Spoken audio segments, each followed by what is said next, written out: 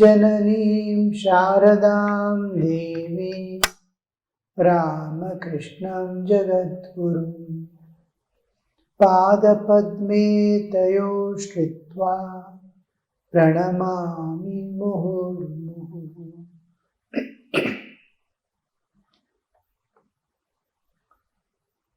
Yesterday we were discussing a little about meditation. To turn inward and dive within. We are accustomed to, from our childhood and all previous lives, we have been seeing the world outside. We are thinking and imagining everything outward way. When we sit and think of anything in the world also, we are facing out. Nothing we turn inward to see. We are absolutely unaccustomed. And nature also, while we are entering into stream, it withdraws in the same way. It's ready to come out. Similarly, when we try to meditate, we withdraw like parking a car in reverse way into the garage, ready to go. Why are we not able to turn inward? We saw the various reasons. Why are we not able to turn inward? Is because three things hold us from turning inward. My relationship, my holding on to the world as mine, something we are, expectations, demands, so many things will be there. And those things we have to see that we do not keep the awareness that for any particular object belongs to me. How to transcend this idea, this world or anything belongs to me, or any property, children, house, family, all this. I, apart from I, mine. Mine in the world holds me. It doesn't allow freely. Instead, nature takes me. To turn inward, we find difficult. One of the ways to transcend this problem is to see divine every way. Throughout the day, from morning getting up, try to see divine in every object, every people. Do your duties. Bhavana is different from action. Action may be, you may be the justice in a court. You may have to give death sentence also. It is your duty. There when doing duty,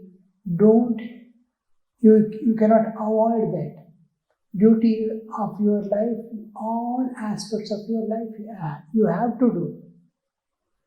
But don't forget to see divine, the person whom you are going to give the death sentence.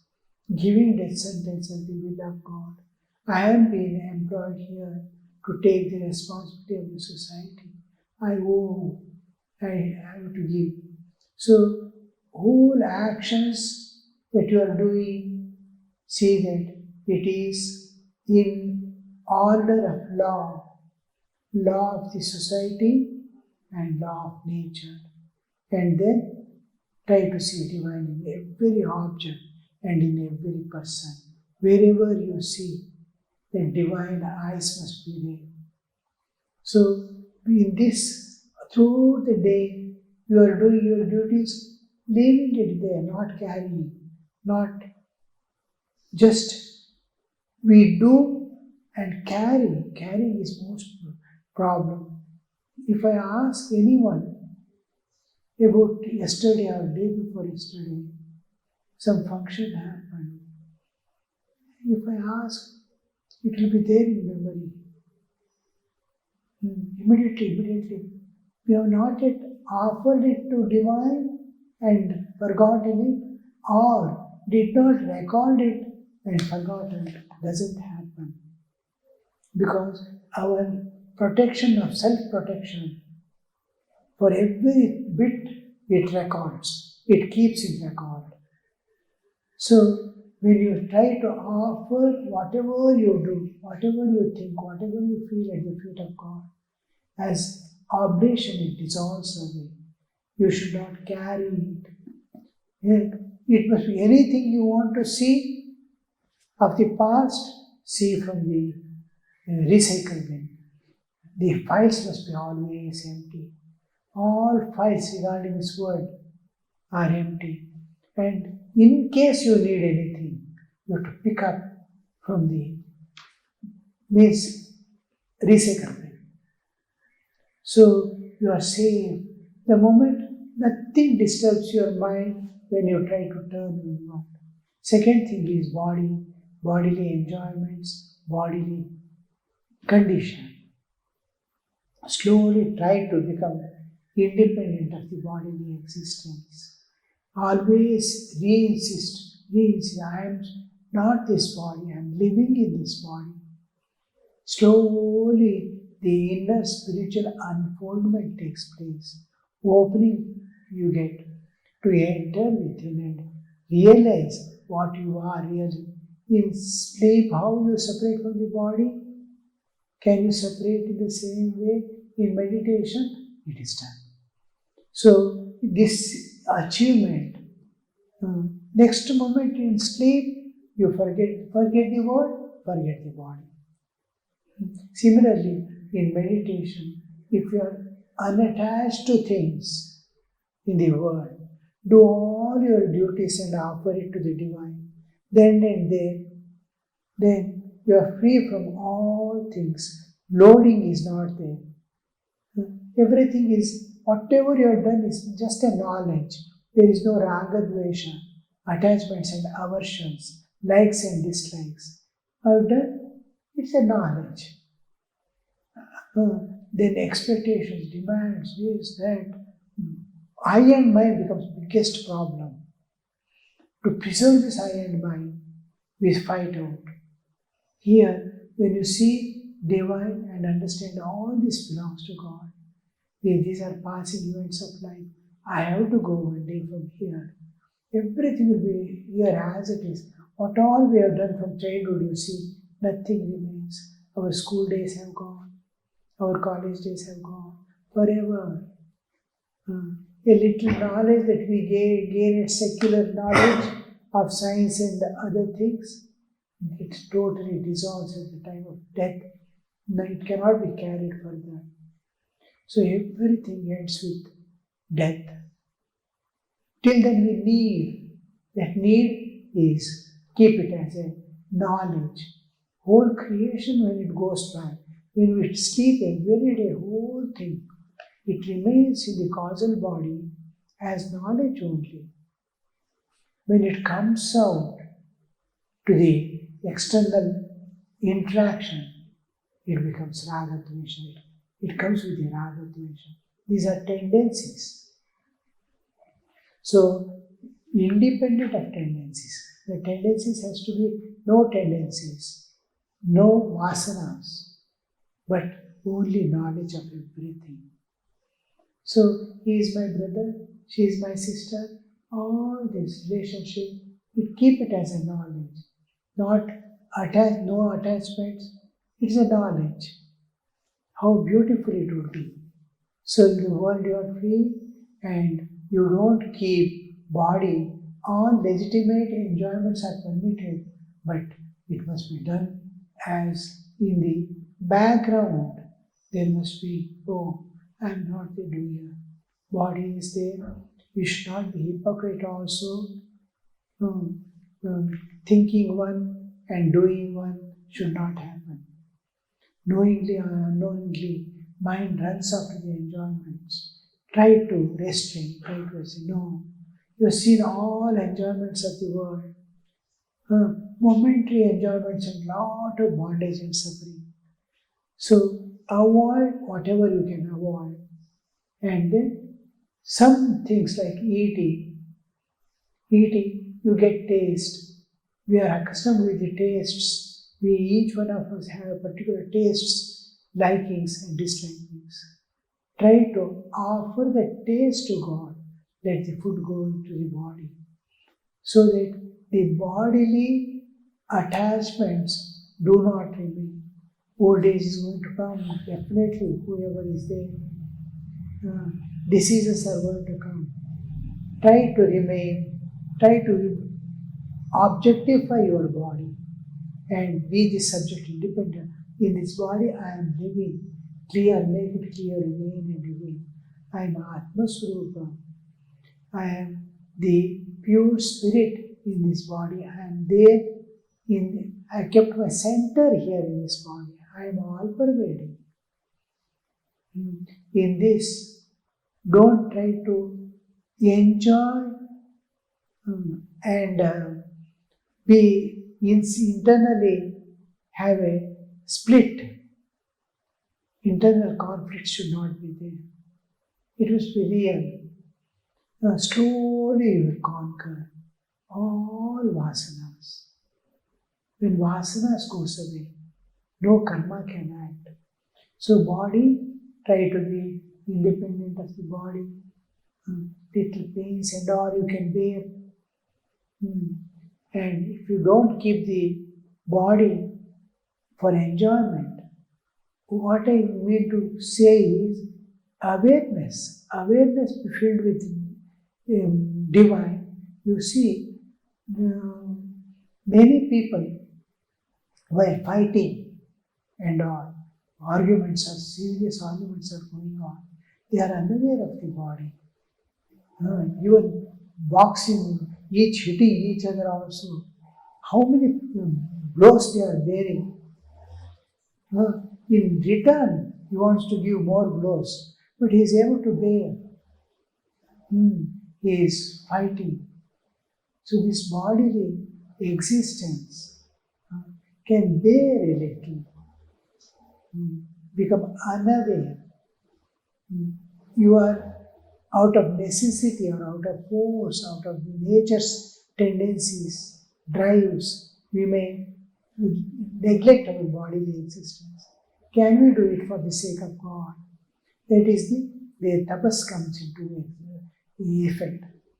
I bear what all. Now, tapas is mainly to transcend the bodily limits. Now, to transcend the bodily limits means I must be able to forget my body and enter inside. That is the only purpose why we are trying to objectify this body and consider myself to be subject and object.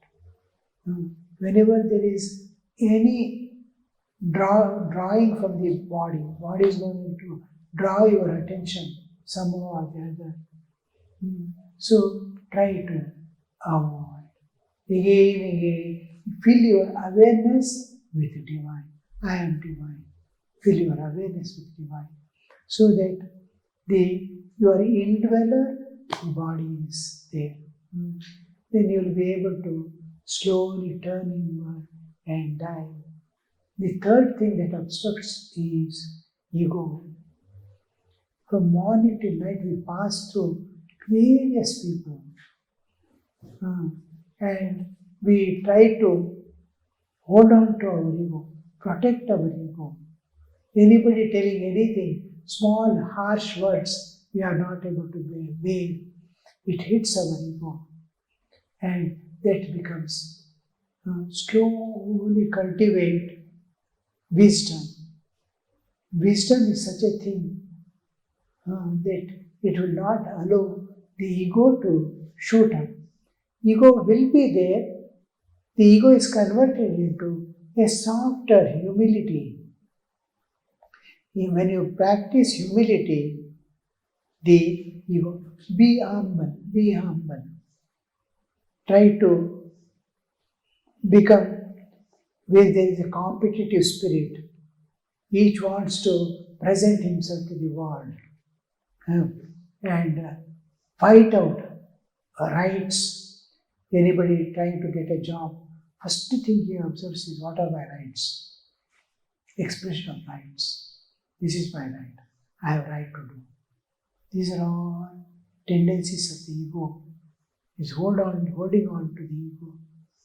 So humility and service. We, in our lives, vow of poverty, vow of chastity, vow of obedience and service. These make us free to turn inward. But in case of the outside householders, vow of poverty they don't keep. All belong to everything what belongs to me is belongs to God. I am a treasurer looking after it. I am a appointed, something like appointed to look after this. I am a trustee. This belongs to Lord. Everything, whether it's children, family, job, this, that, everything. You have to move about in the world. You have responsibilities to discharge and see that they don't bind you. When you sit for meditation, you must be able to forget everything and go inside and know yourself. Time is passing. Usual tendency is to feel. Trying to meditate, the tendency is to go into sleep. When the thoughts are removed from the mind, avoiding the world. When I try to sit for meditation, I want to get rid of the world, thoughts of the world. But except thoughts of the world, there won't be any other thoughts because I am not deeply in divine awareness. If I am deeply in divine awareness, the moment the worldly thoughts end, divine thoughts starting coming up. We are accustomed only and we are possessing only worldly thoughts. The moment we see, I try to avoid all the worldly thoughts, I enter into sleep. That should not happen. From the first beginning itself, you must see that sleep doesn't bother you in meditation. Sleep doesn't possess you. Sleep doesn't conquer you. Most of the people, when they sit for meditation, the next moment we see their head is fallen down and they will be slowly, within 15-20 minutes they will be snoring, not only sleeping but snoring to that extent. Sitting position itself, they are able to enter into such deep sleep that sounds come out. That should not happen. So we dissociate and turn inward. These are the other obstructions, internal obstructions. World should not disturb. Bodily conditions of the body should not disturb. You to go means it must freely leave me. My body, I must be able to freely leave and turn inward and go with him. Just like when I enter into sleep, I must be able to forget the body and enter with him. I am not aware of the world, I am not aware of my body, then I can easily enter into the inner self, where I can reach, in no time I can reach where the Lord is really staying, living in my heart. That spiritual heart I can enter only when I am fully awake, no sleep, I am not aware of this world, I am not aware of the body, in awareness of the divine. In awareness of divine, I am divine, God is divine, and I am fully awake, more awake than the waking state. The negative aspect, when we withdraw in sleep, we are shrinking. In meditation, we are expanding. I must be more conscious than the waking state. In sleep, I am less conscious. Deep sleep, I am still less consciousness. Second stage of deep sleep, I enter into a bindu and I expand internally. Till then, I am constrained. I am shrinking back. Here, in meditation, you are expanding within. As you dive within, you see you are reaching larger and larger space. Many people think, when I meditate in heart, how can I think of such a big God in my heart? I am meditating on Sri Ramakrishna. Ramakrishna, how is this Ramakrishna is there in me, in my heart or what? No. You can think of Sri Ramakrishna as Ramakrishna. 5 feet, 8 inches or so. Just like we. Our body, how we look like. Same you can, because you are entering into a space which is expanding. There is no limitations of time and space there when you enter. So you'll be able to, just like in dream world you see, whole world is there within you. You are visualizing the whole world within your mind. Mind is such a small thing, limited as far as you and I am concerned, humans are concerned. Though it's a part of the cosmic mind, I have put a fencing around the mind. So mind becomes limited. In that limited mind, I see the whole world again in the dream world. Because after entering into dream, my expansion is there. Similarly, when I enter into imagination also, it can be of anything. When I try to imagine a huge bus, think I am going to repair it or paint it, imagine in my imagination, I will be putting ladder and going up and painting and all that. In imagination, I'm telling you. Such a big bus can stay in my mind, in imagination. Can God, in a human form, to the full extent, can He not be seen within you? You can see. The moment you transcend the body, the limitation doesn't come. All what is separating outer and inner is body. What is limiting me within to think is body. When you forget the body, immediately you can see anything. You can see infinite space, you can see the sky, you can see an ocean. Anything can be seen because there is no limitation of space. Now space is limited by this room, walls. In my space of the body is limited by the body itself, extremities of body. There is no limitation. And you can think of the lotus on which Sri Ramakrishna is sitting in your heart easily. And the body must become still and you are going with him. So these three things are the thing world should not disturb, body should not disturb, your ego should not be disturbed. Become humble in the world. We are passing now, we have just come to this world, we live here for a few years and go back. Don't try to hold or don't try to express ego. You may show some places ego. You may have to suppress so that external things do not disturb us. External things do not create pain in us.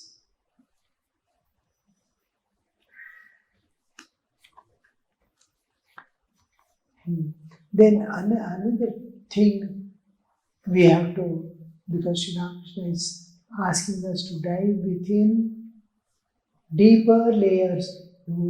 On the surface, if you float, what will you get? Enter to the depths.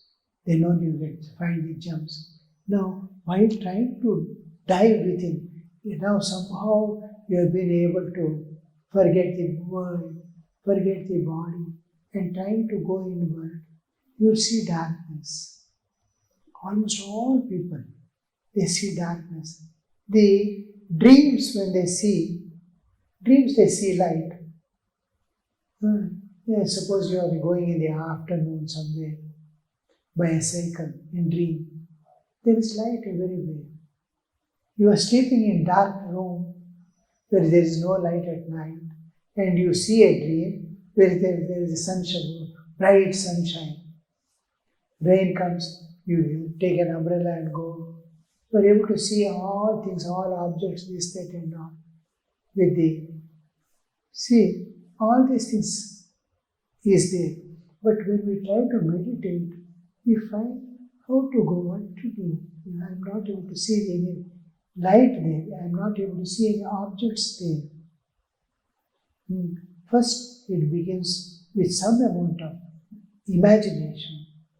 And this imagination is imagination of the real, not the unreal world. It is real world.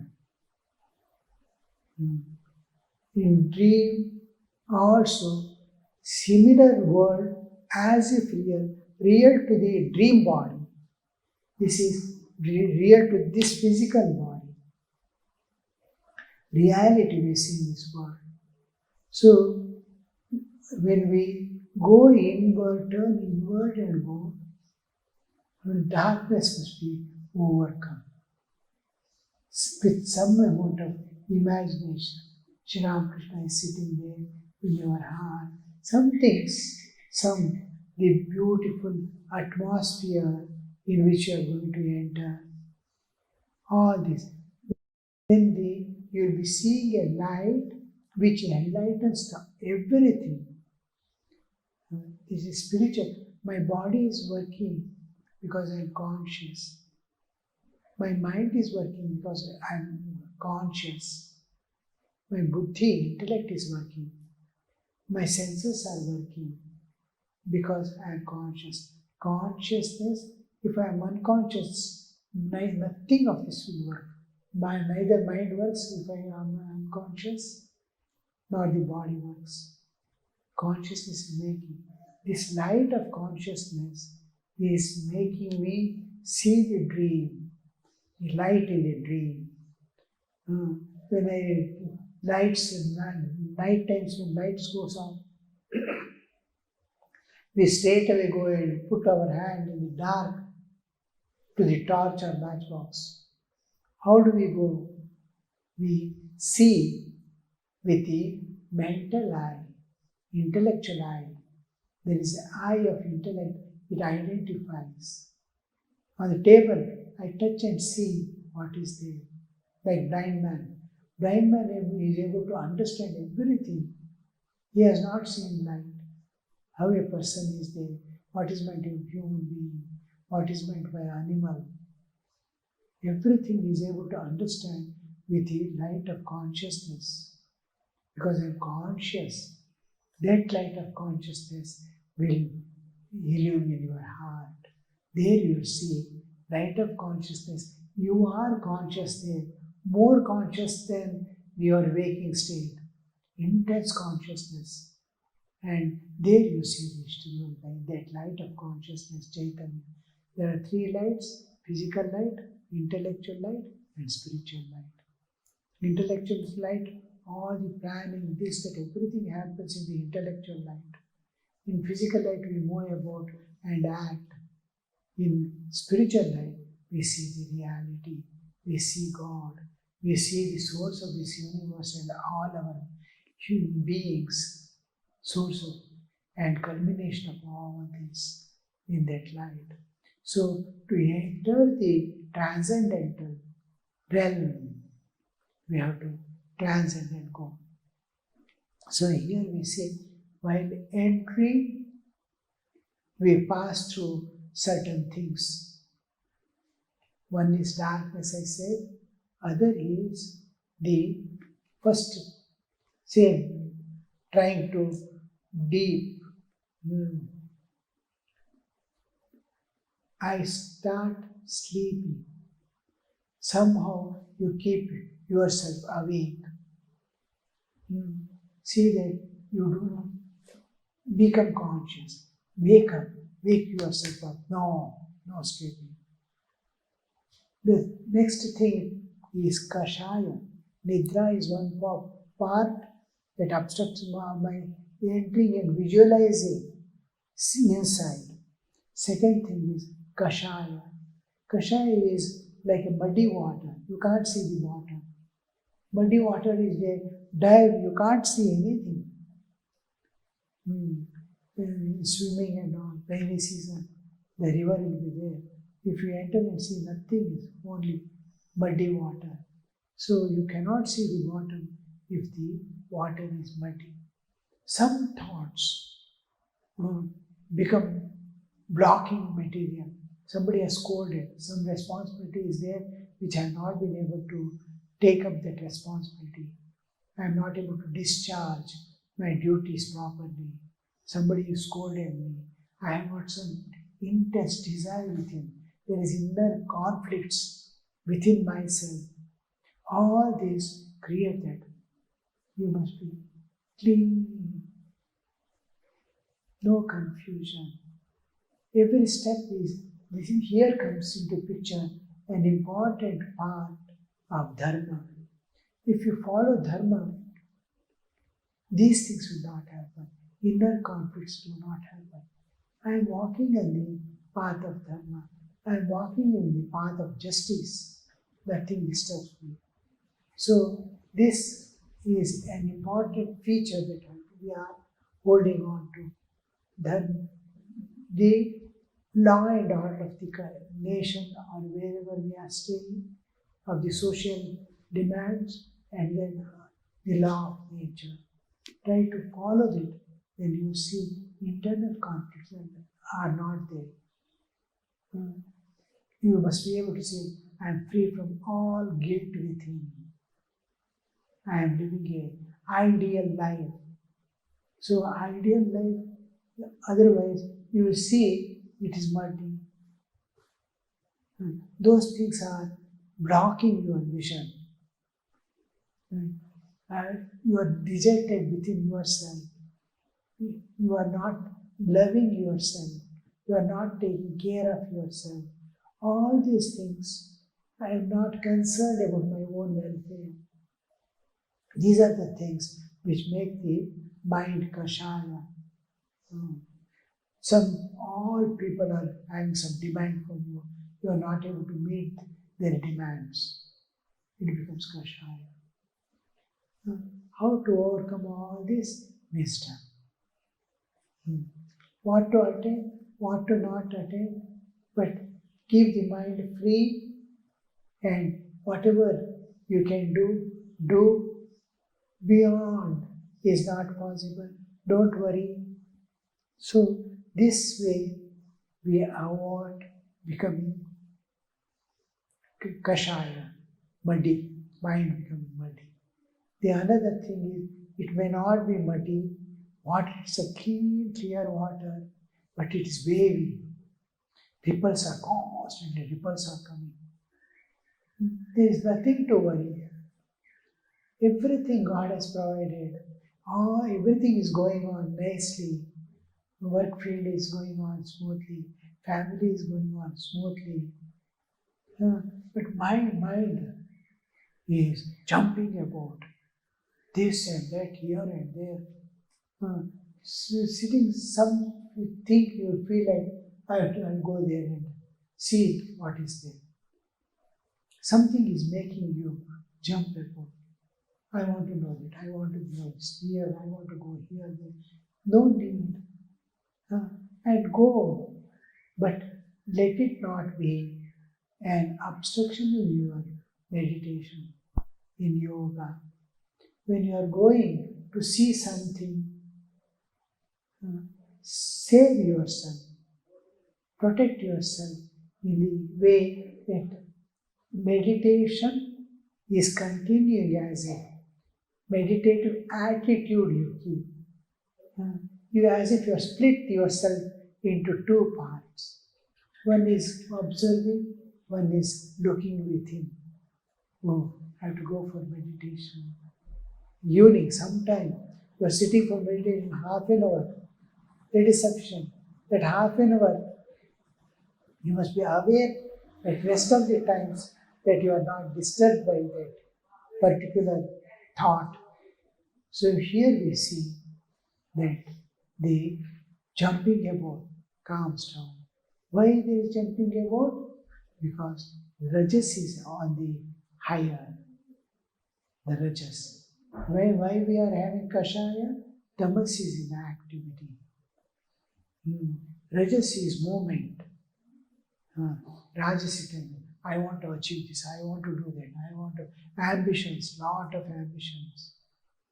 And nothing is possible. I have certain limitations. So here when we expand everything, do your best, but without involvement, without being caught there. So ambitions and other things which make you run about some tendencies within. Try to analyze each one. I feel like going out one round and come back. Why? What is the samskaras that you, what is the vasana that has made you to acquire that tendency? And how do you analyze? Oh, what do I get? What for should I go? I can spend the same time in some other way, in a good way. Just meet someone, talk a few minutes here, there, something, come back and sit. Time is gone. That can be avoided. Wherever there is blocking is possible, try to block. Where this needs wisdom, vichara, viveka, discriminate. Discrimination is an important discipline in our path to meditation. To when you discriminate, viveka you use. Oh, this has never given me any happiness. This has never given me. It is just trying to capture me, entice me. So try to drop away. Take something of the saint's life or something which is making you evolve, making you calm down. Slowly, from Rajas, you must come to Sattva. Sattva is knowledge, Rajas is activity and movement. This activity and movement, the necessities of life you cannot avoid.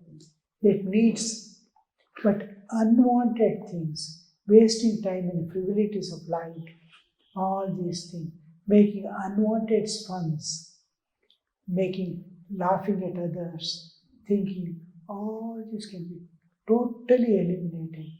Live a beautiful life. Some time in gardening, some time sitting in a park or some calm place and thinking of the divine, reading something. This will help you to reach always remain in the sattva. Shri Krishna in the Bhagavad Gita says, Nitya Sattvastho Niryoga Kshema Atmavan. You become Nitya Sattvastha. At all time be sattvic. Sattva Rajatama. So from tamas you avoid tamas, rajas you avoid, and be in sattva always. When you are in sattva, you will see this. The commotion in the mind is not there. Kashaya vikshipta. Nidra kashaya vikshipta. Vikshipta is jumping about of the mind. It won't be there. In sattvic person, mind will be always tranquil and calm. And this, another thing we see in meditation is mind has become like ice. Water has become ice. It is just no nidra, nothing. It has become a blob. Simplicity. No movements. Mind is not functioning. Mind is not working. Like a log of wood, he is sitting there. Mind has become ice-like. You can't see the water.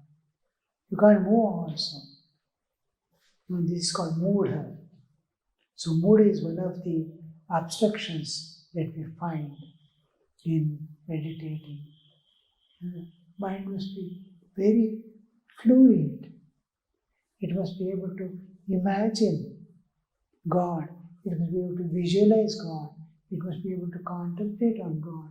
It must be able to enter into meditation You must be able to actually direct face to face reality. You must be able to experience. So from imagination we begin, with realization we end. Because the thing you have imagined and created is of the reality. Thinking of unreal, meditating on unreal will remain unreal. Meditating on the real, you will reach the real.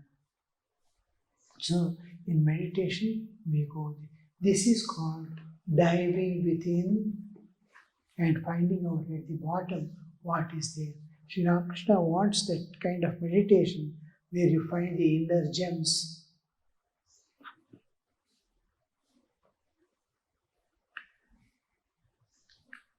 Master said to Brahmo devotees, in meditation, one must be absorbed in God.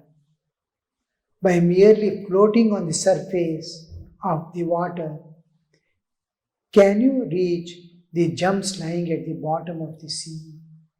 You have to go to the depths, the innermost, diving within and reaching the bottom.